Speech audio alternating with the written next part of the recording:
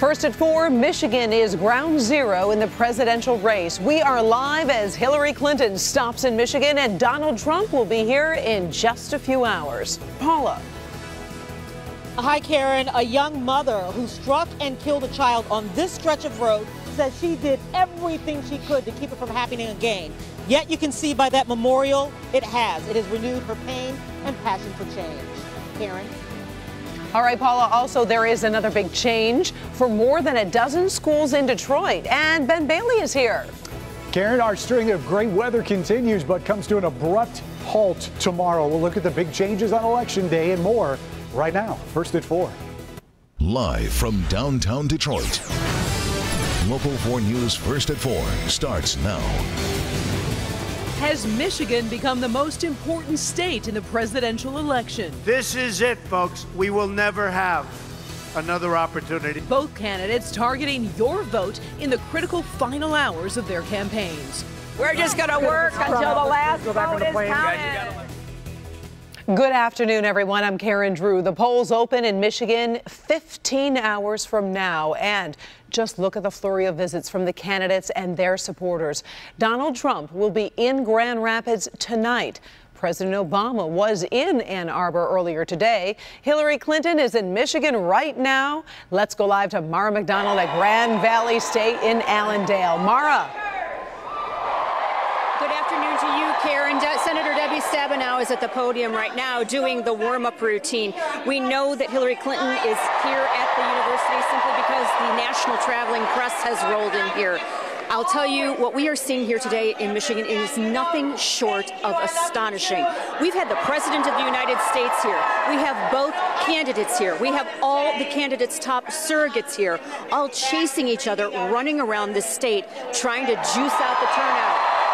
Something to consider right now, Karen. This state hasn't flipped for a Republican since 1988. That we are even in play at this issue or at this late hour is, it is an amazing day in Michigan, and it is an amazing political day in Michigan. So stand by. I'm guessing we're going to hear from Hillary Clinton probably in the next 10 to 15. See you soon. Back to you. All right, sounds very good. Thank you very much, Mara. And we also are live streaming Clinton's speech from Grand Valley State in Allendale. If you'd like to listen in, you can go to clickondetroit.com and find that on the homepage. Another sign of Michigan's importance in this race, President Obama stopped in Ann Arbor this afternoon. His goal to inspire younger voters in Michigan. Think about how she got her start as a young woman. She was about her age. While Donald Trump and his dad were being sued by the Justice Department for denying housing to African-American families, Hillary, about your age, was going undercover from school to school to make sure minority kids were getting an equal education. Moving to the Republican side, Republican Donald Trump will hold his final campaign event of the 2016 election in Grand Rapids very late tonight. It's scheduled for 11 p.m. Now, it will be the end of a long, frantic day as he hits key battleground states. Kimberly Gill is in our newsroom this afternoon following Trump's final push. Kim? Hi, Karen. Good afternoon to you. Not only is Donald Trump coming back to Michigan, his vice presidential candidate and some of his children have also been crisscrossing the state. Trump has been targeting must-win states all day. He started his day with a rally in Sarasota, Florida. He took some time to reflect back on his campaign, saying that it has been called, quote, the single greatest political movement. Trump also slammed the FBI as they gave Hillary Clinton the all-clear once again regarding those emails. The Republican nominee calling Washington and the election, quote-unquote, rigged, as hundreds of supporters chanted, lock her up, lock her up. Hillary Clinton is being protected by a totally rigged system. And now it's up to the American people to deliver justice at the ballot box tomorrow. That's what's going to happen. That's what's going to happen. And Donald Trump went on to say that Florida is like a second home to him, and that after this election, Hillary Clinton would not be back to the state. Now, right now, Trump and Clinton are tied at 45% in Florida, and it's a tight race in nearly every swing state. A new CNN poll shows Clinton leading Trump 46 to 42%. So Trump needs to turn some blue states red to get the victory. That is, if you believe the polls, but I like to say it's not the poll the polls, but the voters, of course, that will decide. And that, of course, is tomorrow when we go to the ballot box. Karen? Definitely need a good turnout. All right. Thank you very much, Kim. Now, if you notice any problems at your polling place tomorrow, Help Me Hank volunteers will be standing by to take your calls. Dial the number on your screen, 313-298-WDIV. They will take down your information and we will be looking into that complaint. The hotline opens at 7 a.m. as soon as the polls open. Make sure to stay with Local 4 and click on Detroit.com for your election results tomorrow. You can also download the Click On app for push alerts with all the results that are important to you. Time now for our first look at the forecast, and it is a pretty gorgeous afternoon. Ben, we want to keep that good weather in for tomorrow for Election Day. Yeah, Karen, it's 3 in a row with these temperatures that are about a dozen degrees above average. 65 right now at Metro Airport. This is actually the coolest of the last 3 days that we have seen here in Detroit. 68, close to 70 degrees up there in Sanilac County. But by the time we go to the polls tomorrow morning, it's going to be on the cool side. Any fog that shows up, I think, is going to be gone by the time those polls open at 7 a.m. Temperatures up to 48 and the clouds start to thicken up. We will see rain in the afternoon, and we'll talk more about that in just a few minutes. Karen? All right, thank you, Ben. The state of Michigan's plan to turn around floundering schools has itself floundered, and now the state is turning those schools back to local control. The Education Achievement Authority, or EAA, was formed by the state in 2012, but efforts to improve those schools fell short. Now the 14 EAA schools, all in Detroit, will be folded back into the Detroit Public Schools Community District. The transition will be completed by July of next year. The EAA will also pay the Detroit Public Schools more than $2 million to settle outstanding debt. The Detroit Police Department today gave a solemn salute and a final formal farewell to one of its officers who was killed in the line of duty. Funeral services were held today at Second Ebenezer Church in Detroit for Officer Myron Jarrett. The 8-year veteran was killed October 28th when he was struck by a speeding van at the scene of an earlier traffic crash. The suspect is in custody. The 40-year-old Officer Jarrett leaves a wife and 4 children. One mother's emotional mission is taking a new sense of urgency after this fatal accident involving a Macomb County teenager. Many parents were shaken up last week, but for her, the tragedy stirred some painful memories. You don't get over it. It stays with you forever. Our Paula Tutman is live in Macomb Township this afternoon with the story and safety concerns for thousands of students. Paula?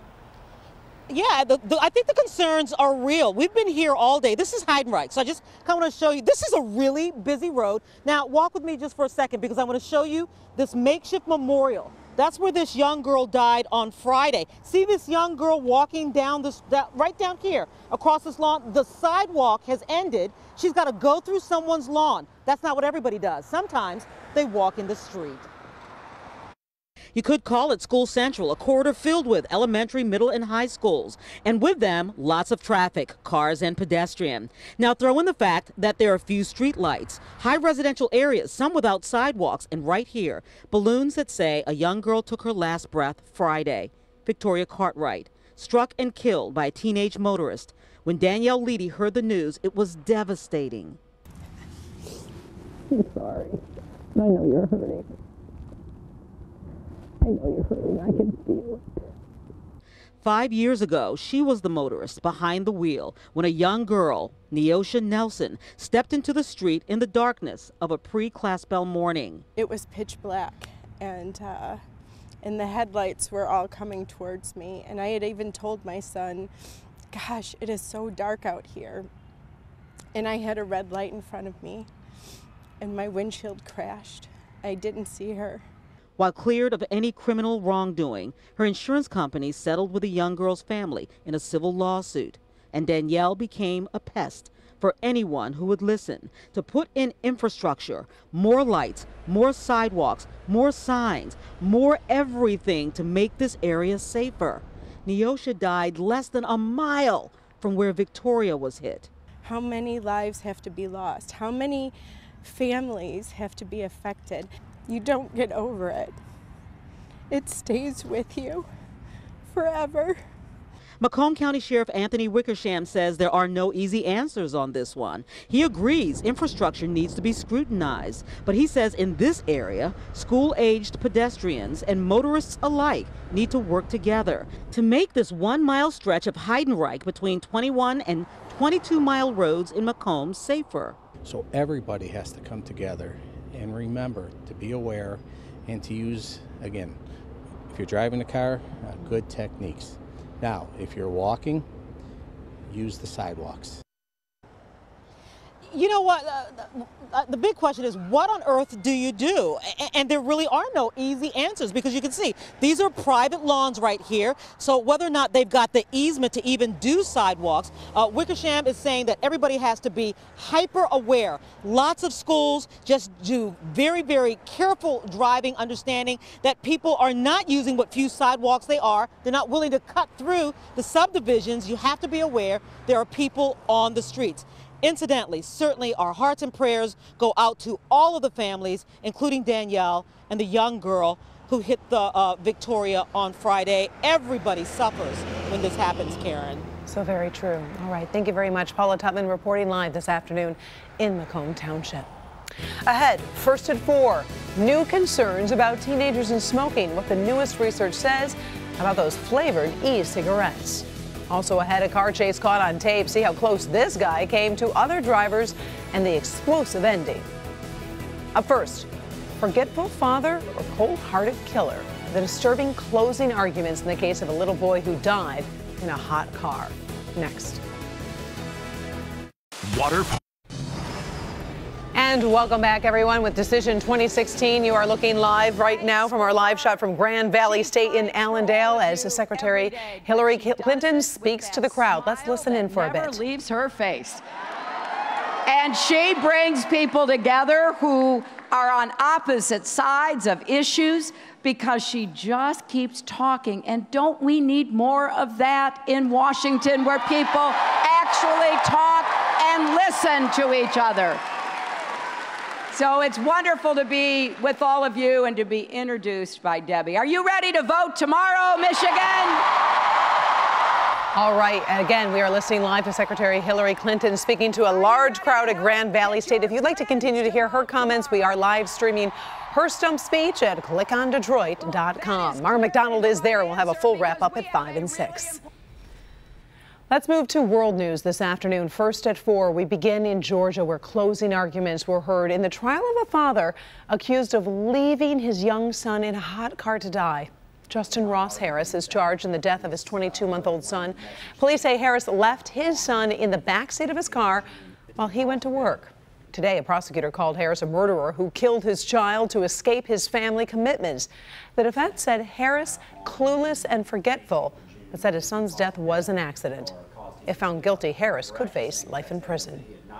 And take a look at this earthquake damage over in Oklahoma. That's what they're dealing with today. Bricks tumbled onto streets and sidewalks as several buildings were damaged. The worst damage is in Cushing, Oklahoma. That's between Oklahoma City and Tulsa in the northern part of the state. Minor injuries have also been reported. The quake registered a 5.0 and could be felt as far as Iowa, Illinois, and Texas. You know, you hear a lot about tornadoes in Oklahoma. You don't hear a lot about earthquakes in that part of the country. Yeah. Oh, well, Ben is here, and we're talking about the forecast for today, and so many people are keeping their fingers crossed that at least it's decent for tomorrow. You know, it looks like the earlier you can get out to the polls, the better tomorrow, because conditions are going to deteriorate the later we get. And here's why. You can see the clouds starting to encroach on the left side of your screen, and just barely seeing a couple sprinkles over there west of the Twin Cities, central Iowa. But that rain is going to start moving in here tomorrow afternoon. So even though we're going to be dry through the nighttime hours and at least to the start of Election Day Tuesday, once we hit lunchtime, especially in our west zone, we're going to start seeing a couple sprinkles out here, mainly across Howell, Ann Arbor, and then eventually those showers will spread across the entire area as we get through Election Day afternoon and evening. So by 7 p.m., most of that rain should be out of here. Just a couple sprinkles remaining. There may be a couple as we get into Wednesday morning in our north zone, some lake-enhanced showers, but those are going to be fairly light and pretty widespread. The bulk of what we're expecting is going to be on Tuesday afternoon and early evening. And for most people, that's going to be the only rain that we see through the entire week. These are some of the warmest numbers that we're going to get as well. 65 is where we're at currently with that south-southeast wind at 8, but temperatures heading down both in the afternoons and in the mornings going forward. Tonight, 45 for the overnight low. We will see some patchy fog. It's likely going to be earlier and should be out of here by the time we get up and head to work or head to the polls tomorrow morning. And as far as those high temperatures go, with the clouds and the rain on the way, it is not going to be in the 60s tomorrow. We're looking at upper 50s here in our metro zone. South zone, where you're going to be the last to see some of these showers, may actually get close to 60 here in Luna Pier and Monroe, but cooler numbers out across Lenawee County where the clouds thicken up a little bit earlier. And the showers start earlier as well. Mid-50s mainly across our west zone for high temperatures tomorrow, and north of M59 anywhere between 56 in Lapeer and North Branch, and maybe holding on to 58 out here in St. Clair County. Beyond that, temperatures definitely on the cool side, especially going into the upcoming weekend. Morning lows down into the 30s as we get into Thursday, 37 for the low temperature then, especially as we head towards the weekend. Could be our first freeze, at least widespread freeze, going into Saturday morning. And those daytime highs are going to stay below average for most of the upcoming forecast. But once we get these showers out of here for Election Day, we will be dry through the start of next week. Karen? All right, thank you, Ben. E-cigarettes have been touted by some as a healthier alternative to regular tobacco. But new research this afternoon raises some questions about those flavored e-cigarettes and teenagers. Up first, a high-speed chase, a stolen car rushing past other drivers until the suspect makes a dangerous mistake. The video is next. And before we go to break, our salute to Carmen Harlan continues. She's retiring on Friday. Here's a fond farewell from Paula Tutman. I personally believe that people should retire while they are young enough to enjoy it, healthy enough to do whatever it is they want to do, and beautiful enough to still be noticed. And you are all of those things. So while I'm sad for us, I'm so excited for you. Congratulations, good luck, and I know we'll still see you at Thanksgiving and maybe even the 4th of July with a big hat. Not sure, but I'm looking forward to still seeing you around. It's frightening. In California, a high-speed chase caught on camera ends in a violent crash late last night. Police say the Mercedes-Benz you see right there was stolen when the suspect took off. The driver sped through traffic, narrowly missing several vehicles along the way. Now, the chase ultimately took a little over an hour, ending like that. The suspect crashing violently into a divider on the highway. The driver suffered minor injuries. Fortunately, no one else was hurt. Let's talk good health. This afternoon, we've got some disturbing information about those flavored e-cigarettes and teenagers. A new study found 58% of adolescents who used flavored e-cigarettes say they plan to start smoking. That's compared to 47% of those who use regular e-cigarettes. 20% who've never tried any e-cigarettes. E-cigarette users were also less likely to think tobacco is dangerous. Finally, we've got some good news for folks who love guacamole. We told you about an avocado shortage a few weeks ago. Well, prices were doubling and tripling at times. Now, NBC News says avocado supplies are starting to increase, which should start to drop those prices.